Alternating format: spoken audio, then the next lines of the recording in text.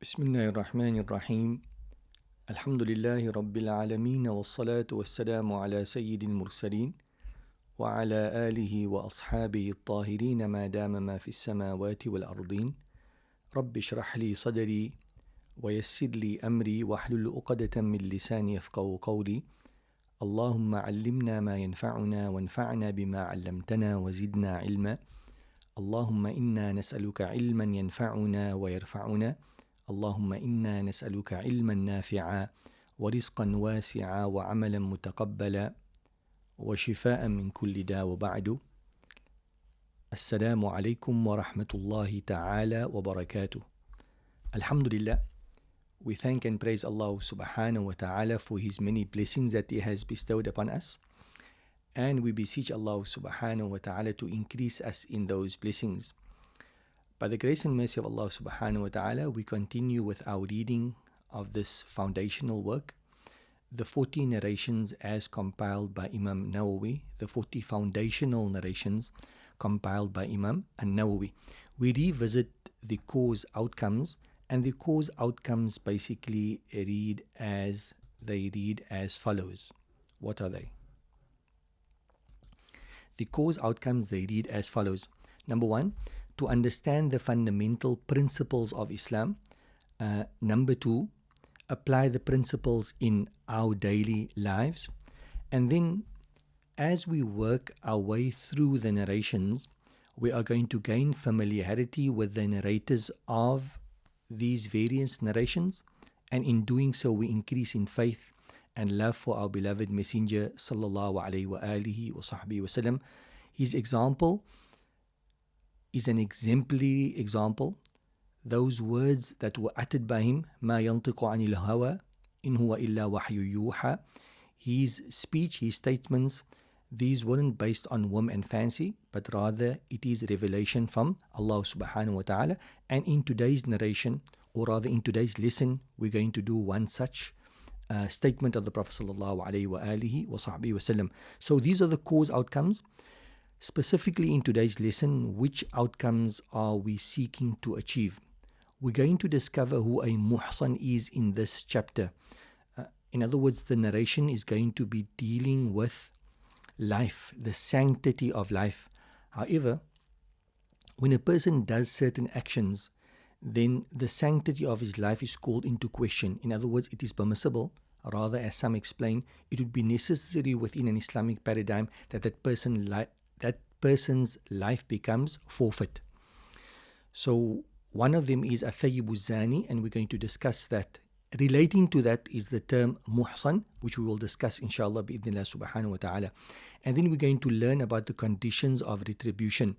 If you're going to take a life for a life, it's not unrestricted. There are certain conditions that apply in order for this to take effect. We're going to look at those conditions bi'idhnillah subhanahu wa ta'ala. Then, of the three qualities mentioned, the second quality refers to, is it the second quality or the third quality? The first quality would refer to adultery. The second quality would refer to taking a life without justification. And the third quality would refer to apostasy. A person leaves the fold of Islam. That within an Islamic paradigm justifies that person's life be taken. In other words, his life becomes forfeit on conditions that we're going to discuss later bi'idhnillah subhanahu wa ta'ala. And ultimately, towards the end of our lesson, we're going to uncover the importance of this particular narration bi'idhnillah subhanahu wa ta'ala. So in relation to this hadith, it is the standard format of the class that we ask a question to keep in mind. The question that I thought of would be, what is the degree of sanctity within Islam, and sanctity of life within Islam? And that's basically the question that is going to be top of mind. So just to give us some sort of framework, this is not the majority opinion, but it is the opinion that is attributed to Ibn Abbas. And he says that وَمَنْ قَتَلَ مُؤْمِنًا مُتَعَمِّدًا, if a person takes the life of another, in other words of a believer, intentionally, in other words it's premeditated murder, فَجَزَاؤُهُ جَهَنَّمُ خَالِدًا فِيهَا. The punishment for this person would be that, in terms of the apparent of that particular verse of the Holy Quran, it confines him to the fire of hell forever and ever and ever. So the opinion of Ibn Abbas, this is a lone opinion, but the reason why I'm mentioning is to impress upon us the sanctity of the life of a believer. So if somebody transgresses that particular sanctity and kills another Muslim without valid reason, the three valid reasons mentioned in this particular narration, then according to Ibn Abbas, he's going to be confined to the fire of hell forever and ever. That is just to give us an idea of the enormity of taking the life of another believer without just cause. So it's important, I think, to keep that particular question in mind, and that is one of the purposes of the narration, that the default, as we will come to learn in a moment, is that a person's life is sanctimonious. A person's life is safeguarded. It is something which is sacred. It is not something that you can transgress against. So that's, I think, an important question. It may be that we're going to get into some detail in terms of the when it is justified to take the life of a person. Like if one person kills another unjustly, then the guardian has a right either to qisas, or qisas, which means retribution, which would basically be a life for a life. So we're going to discuss that, but we shouldn't get lost in that type of discussion or get the wrong impression that Islam Islam doesn't allow you to take the life of another except in these three circumstances, which are very limited circumstances, proving what? Proving the point that life is sanctimonious. Life is sacred within an Islamic paradigm, and this we get from the hadith which we are about to read. So I have the Arabic now in front of us, and Abdullah ibn Mas'ud, and you and I, we are quite familiar with Abdullah ibn Mas'ud as a narrator. He was, if my memory serves me correctly, the sixth person to accept Islam, so he accepted Islam very early. We know one of the narrations that talks about his accepting Islam, the Prophet ﷺ passed by him while he was shepherding, and the Prophet ﷺ asked him for some milk. He said, look, I'm shepherding, it's not my sheep, I cannot provide you of the milk. So the Prophet ﷺ said to him that bring me one of those sheep that doesn't produce milk, that doesn't give milk. So the Prophet ﷺ wiped his hand over that particular sheep or goat, and then the udders filled with milk, and the Prophet ﷺ drank from there. Witnessing this particular miracle, Abdullah ibn Mas'ud accepted Islam. He was very small in terms of stature, so very small, what we would refer to as a midget. On one occasion, he was climbing a tree, if my memory serves me correctly, and his tiny feet were dangling, and this was a cause of great amusement for the companions, and they chuckled. The Prophet ﷺ noticing this and saying, why are you laughing? Are you laughing at the dangling legs of Ibn Mas'ud?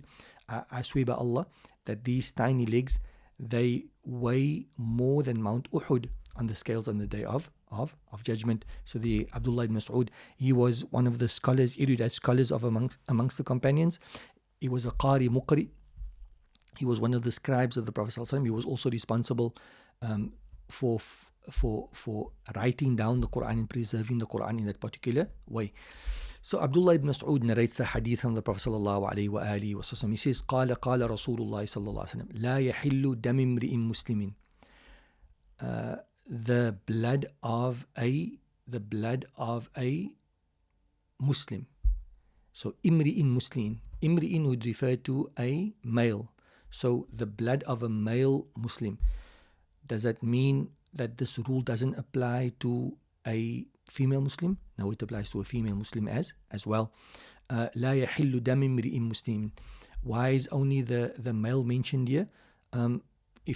Scholars give different reasons. One of the reasons is that we know in terms of the creation, as Allah SWT chose in His wisdom, Allah created the male first, and from the male Allah SWT created his partner and his counterpart. So that is why asalatan, the male is mentioned as opposed to the female, but the law which is mentioned here applies to both the male and applies to a female. So like it's not permissible to take the life of a male Muslim, it's not permissible to take the life of a female Muslim. Now in the photograph that I have in front of us, the narration reads, it's not permissible the blood of a Muslim male and female is not permissible. In other words, you cannot take that life is sacred. Then there's a quality which is mentioned. Now this quality is not mentioned in the narration that I have in front of me. It is in the pic, but certain narrations mention it. Who's a Muslim? A Muslim is the one who bears testimony that there is no God worthy of worship besides Allah, and that the Prophet ﷺ is the messenger of Allah. That is not contained in the Arba'in and Nawawi in terms of the Fathul Wahhab, or rather at Fathul Mubin, the copy that I have in front of me. But how do we explain those narrations in which this wording is found? We say that is sifa kashifa. It is a quality of the Muslim which is mentioned because it now uncovers what a Muslim is. So in other words, it's an adjective, and an adjective is a describing word. So it's such an adjective that describes the noun that comes before it. So who's a Muslim? A Muslim is one who bears testimony that there is no God worthy of worship besides Allah, and the Prophet ﷺ is his messenger. So now we get to the core of the narration. What does it say? لا يحل دم امرئ مسلم, that the blood of a Muslim, male or female, is not permissible, إلا بإحدى ثلاث, except when the Muslim has one of three qualities. In other words, adopts one of three qualities. And what will those qualities be? The qualities would be an-nafsu bin-nafs.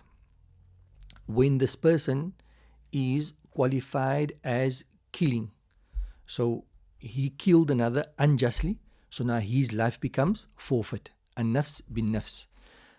And number two, so an-nafs bin-nafs, the only time that you permitted to kill another Muslim would be when one of three qualities is found within that Muslim. What's the first quality? He unjustly killed another. Naam, an-nafsu bin-nafs. Naam. So you take the life for another life. As Allah SWT says in the Holy Quran, وَكَتَبْنَا عَلَيْهِمْ فِيهَا أَنَّ النَّفْسَ بِالنَّفْسِ, that if you take one life, then your life becomes forfeit. Number two, وَالثَّيِّبْ الزَّانِي. And we're going to unpack this term now, but for now, a-thayyib refers to some translated as a married fornicator, a person who, let's say, is currently married, only for now, because we're going to qualify that particular understanding later on. A thayyib, so married person, a zani, and then he fornicates. So his life becomes forfeit, and such a person is going to be stoned to death. وَالْمَارِقْ مِنَ الدِّينِ التَّارِكِ لِلْجَمَاعَةِ. Again, this particular narration isn't the wording that we have in front of us in terms of the Arba'in and Nawawi, but this is a variant narration. Al-Mariq here means at-tariq, the person who leaves off ad-din. In other words, he turns back on his deen. At-tariq lid-din, the person who leaves his religion, an apostate. Al-mufariq lil-jama'ah, and he abandons the community. In other words, he abandons in part the practice of the believers. So I just want to make one thing clear, that the last part of the narration, at-tariq lidini, al-mufariq lil-jama'ah, there is a connection between the two. The first person is an apostate. This person turns completely away from the religion, and he leaves the religion in its entirety. Then you get a second category, and this second category is a person that doesn't leave the religion in its entirety, but he leaves certain fundamental aspects of the religion. Then the same rule that applies to an apostate would potentially apply to him, and Allah subhanahu wa ta'ala knows best. So let's see what we have in terms of explanation. We're going to look at the following. The first one would be the first quality that would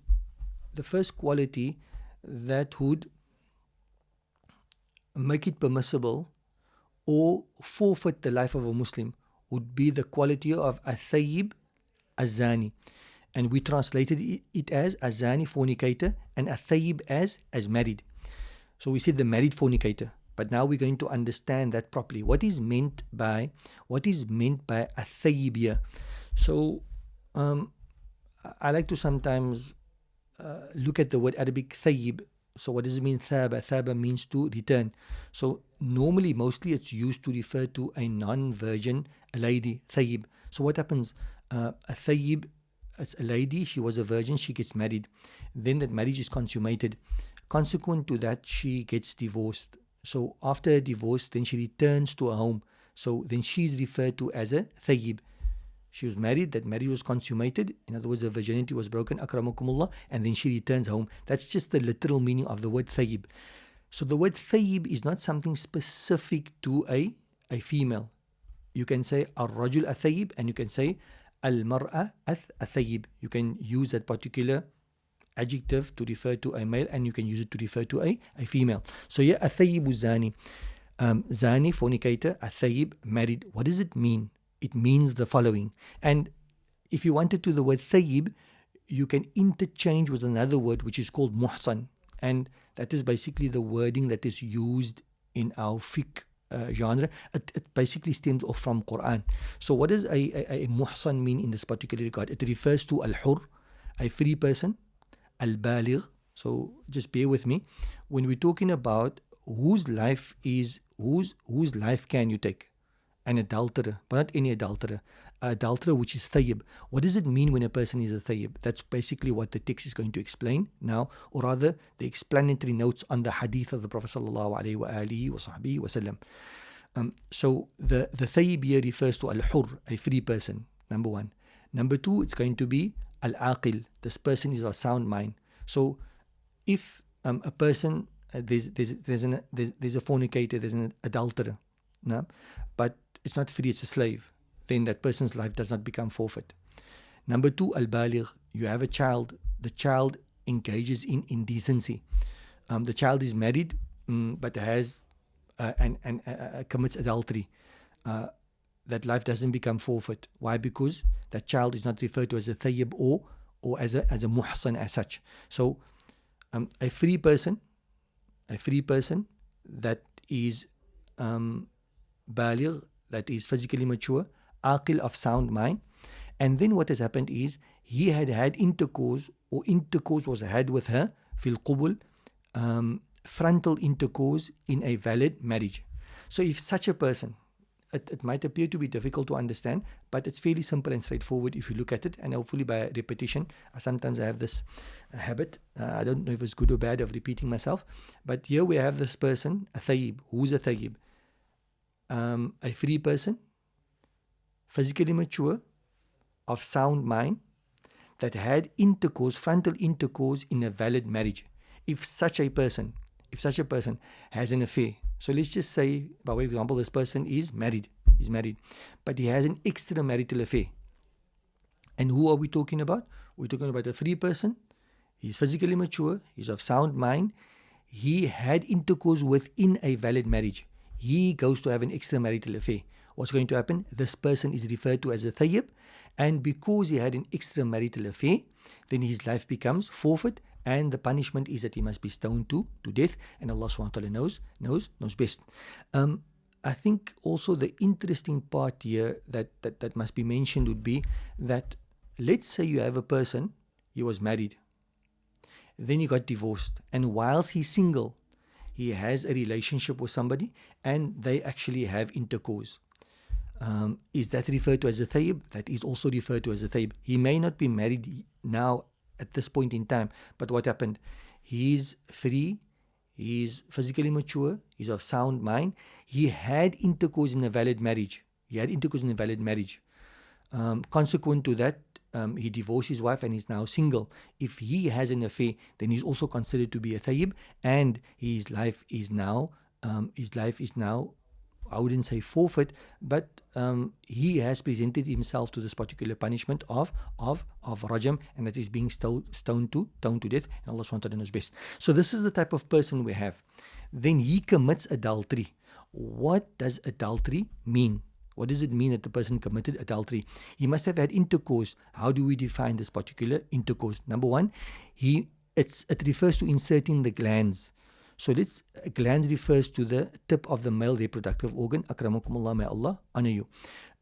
So what happens if a person, he gets to sleep with he has an extramarital affair and he gets to sleep with a lady, and he has intercourse, but he inserts less than the glands into the private organ of the person that is engaging with, then that would not be considered as zina. That is, falls less than zina, and therefore his life is not forfeit. So the conditions for something to be considered as zina, adultery, which justifies stoning, would be that the male person must insert the entire glands or the extent thereof, and it must be in frontal intercourse, in other words, in the vagina. And what type of vagina? A vagina that is essentially haram, and Allah SWT knows best. Once a person does this, then it is considered to be adultery.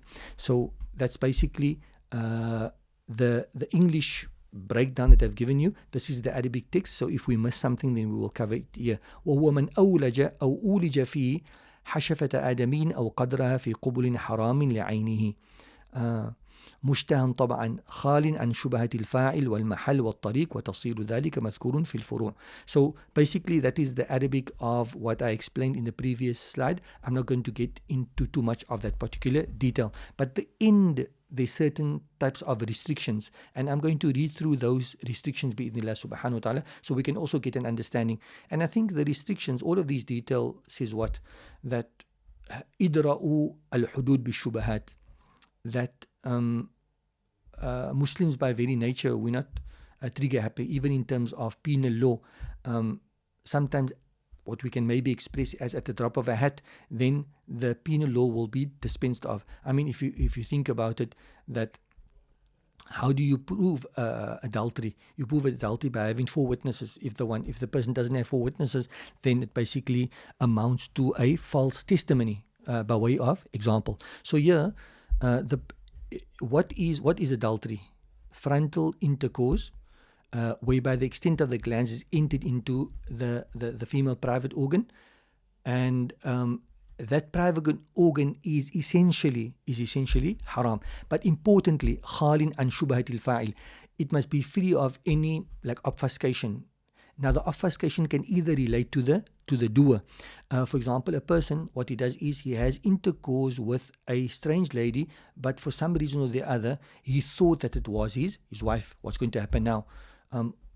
Was the adultery in a sense of the insertion of the glands in frontal intercourse in something which in and of itself is actually haram? It's haram for him to essentially engage in that particular private organ. But what happens now? It's not free of an obfuscation. There's no obfuscation. He thought it was his wife, and Allah SWT knows best. I think there may be a problem with the camera in terms of the power having switched off. I did have a problem earlier on, so we're basically just going to focus on the slides and my audio bi'idhnillah subhanahu wa ta'ala. Allah reward you for your patience. So khalin and shubhatil fa'il, or rather understanding. Khalin and shubhatil fa'il, free from any obfuscation in as far as the doer is concerned. So if there is an obscurity in this particular regard, then what will happen? It is as simple as that person's life does not become forfeit. The stoning cannot be meted out to him. The second area of obfuscation would be the place. In other words, this lady that he's talking about happens to be a lady that is duly owned. So if the lady, the slave girl, is owned by 2 people, it is not permissible to have intercourse with her, but he has intercourse with her. So he could very well justify it by saying, look, I own a part of it, so it's not like I don't have access to not it, but the person. And then lastly, what tariq. And that could be in a sense that according to certain persons, this particular lady is impermissible, whilst according to other scholars, she's considered to be permissible. They give the example of nikahul mut'ah. A person gets into a temporary arrangement, he gets married to a person and he's only getting married for 3 weeks. So according to the majority of scholars, it's not considered to be permissible, but according to certain scholars, it is considered permissible. So then he has intercourse with her. So there's an obscurity, because he believes that this is permissible, but in reality it is not permissible. Or even if he didn't believe it to be permissible, but we know there exists an opinion that it is permissible, then that would be a sort of an obfuscation in this particular regard, and Allah SWT knows best. So we're going to leave the first category behind us, and we're going to the second category. The second quality, that if a person has this quality, then his life becomes forfeit. And what is that? He had taken the life of another. But this again, one person takes the life of another, automatically his life is forfeit? No, there are certain conditions. What are the conditions? The first condition, very briefly, would be that it's premeditated murder. And this idea is expressed in the Arabic language is أَيَّكُونَ عَمْدًا مَحْضًا عُدْوَانًا بِمَا يَقْتُلُ غَالِبًا. What type of killing necessitates retribution, qisas? It is when a person kills another amdan mahdan, intentionally, in other words, premeditated murder. And this premeditated murder, this intention to kill the other person is udwanan, by transgression. There's no justified reason for the person to take the life of the other. And then the tool being used also is important, bima yaqtulu ghaliban, with a weapon that generally kills, whether it is a sharp weapon or whether it is a heavy weapon. That's one of the conditions. So if this premeditated murder, this person killed the other person in a premeditated manner, then his life becomes forfeit. There's other conditions also. أَيَّكُونَ الْقَاتِلُ مَعْصُومًا. That the killer, أَيَّكُونَ الْقَاتِلُ, the person, if my I just go into the other one. أَيَّكُونَ الْقَتِيلُ مَعْصُومًا. يكون القتيل معصوما, that the person that is being killed, that person is actually sacrosanct. So if they kill a person whose life is already been forfeited, then that is not going to justify that person's life be taken in turn. يكون القاتل مكلفا, that the person who is killing is actually mukallaf, in other words, not a juvenile. If the person is a mature person of sound mind and so forth, and then the person's life will be taken. And then mukafa'atul mujna alayhi lil jani. One of the conditions in order for the person's life to be taken is that it must be a life for life. So the Sharia has created certain criterion whereby criterion of equality. So a person kills another. In order for his life to now fall into the balance, there must be an equality between the life of the killer and the life of the person that was killed. And one of the examples that they're going to mention here would be if a non-Muslim kills a Muslim, then that non-Muslim's life becomes forfeit. However, if a Muslim kills a non-Muslim, are we going to take the life of the Muslim? So there the scholars differ. Some scholars consider that a life for a life, and this is mentioned in general. So therefore, it doesn't matter what religion the person belongs to. If one kills another, then that person's life unjustly, when all of the other conditions are met, then that particular life becomes forfeit. Some argue no, that there's a hadith that comes in Bukhari that says لا يقتل مسلم بكافٍ, that the life of a Muslim will not be taken in lieu of the life of a non-believer that was taken. But the details of that are left for the fiqh books. Our focus primarily is on the sanctity of the life of a believer and focusing on that particular aspect. Another added aspect, which I don't know if it's going to be mentioned later or not, would be the fact that practically, in order for penal law or the law to actually take its course, you have to have an imam. And in the absence of an imam, particularly when it comes to apostasy, then that life cannot be taken, and Allah subhanahu wa ta'ala knows best. So we move now to the last category of our discussion, and that would relate to apostasy. So it's not permissible to take the life of another. It's not permissible to take the life of another, except if the other has one of three qualities. We did the first two qualities, now we do the last one. The last one refers to apostasy. So apostasy can take place in one of two ways. The one is a person intentionally exits Islam. A person intentionally exits Islam. He has a resolve, and he either says or internally believes that I have now exited Islam. Or a person can do so by mocking or jeering at Islam or the tenet of Islam, and by virtue of that the person now exits and leaves Islam. So those are the very, very, very broad categories that a person can basically come out of the fold of Islam, either by belief, holding a contrary belief to the belief of Islam, or by mocking at Islam. Those are the two broad categories. Then apostasy can also be manifested by action. So a person does something, and that particular thing which the person does is indicative, or we understand to be indicative of he actually leaving the fold of Islam. So what are they? A person prostrates for an idol or any creation for that matter, slaughtering in the name of another creation. There's certain ceremonious things that we have, for example, the Quran. The person takes the Quran, he either throws it on dirt or throws dirt upon the Quran. So those are actions which we believe that manifest a sense of disbelief, and Allah subhanahu wa ta'ala knows best. Now, what we did in the previous slide was action, but the person can also manifest his having left the fold of Islam, his apostasy by a statement, and a statement can be coupled either with a belief. So he makes a statement, and then he has a belief of disbelief that accompanies that particular statement, or he makes a statement and that statement is accompanied by obstinacy to accept the contrary to it, which is the truth, or that statement is made in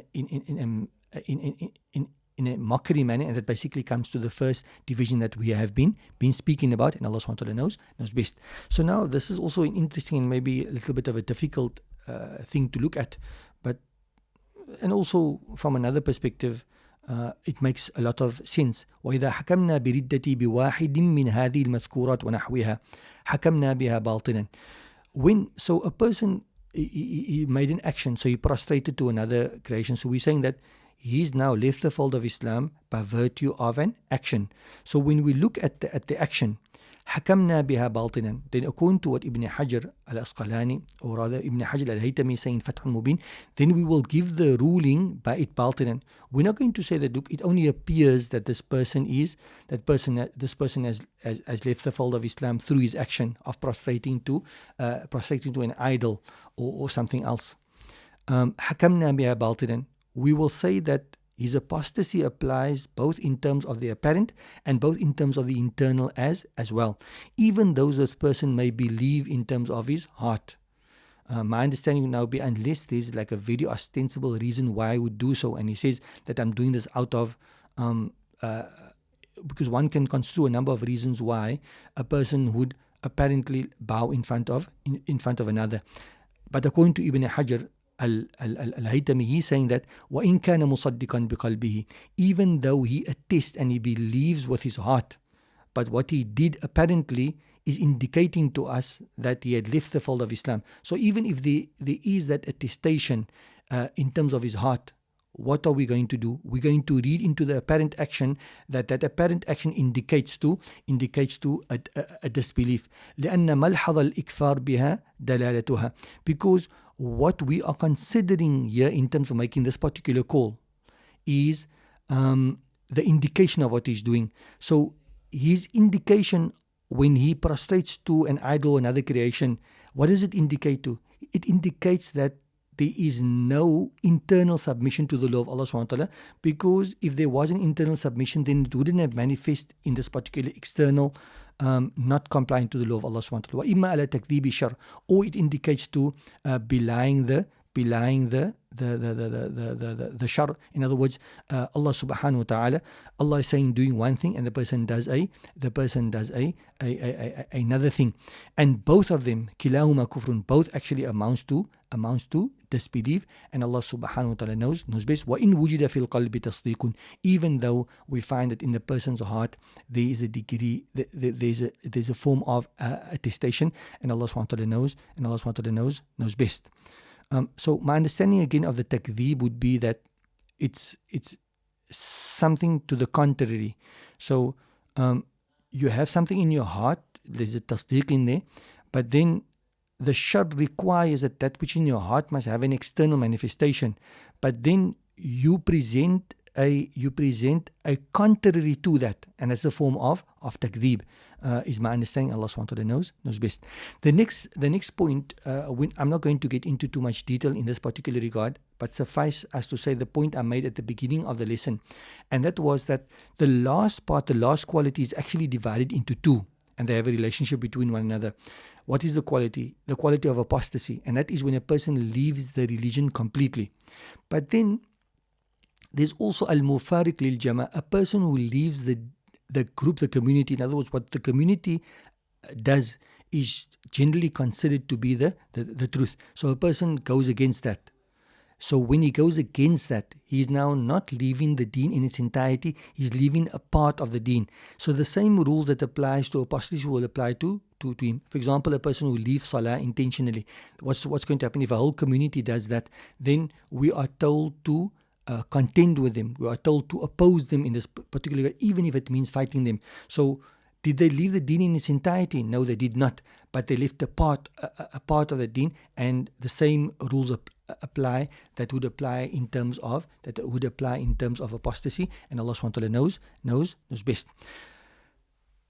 We would have all by now come to realize the foundational importance in terms of this particular hadith. So we're going to read through that now, bi'idhnillah subhanahu wa ta'ala. What does it say?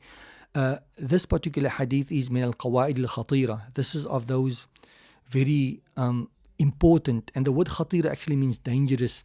Why? Because it relates to life and the sanctity of life. Why? Because so لِتَعَلُّكِ بِأَخْطَرِ الْأَشْيَاءِ وَهُوَ الدِّمَاء.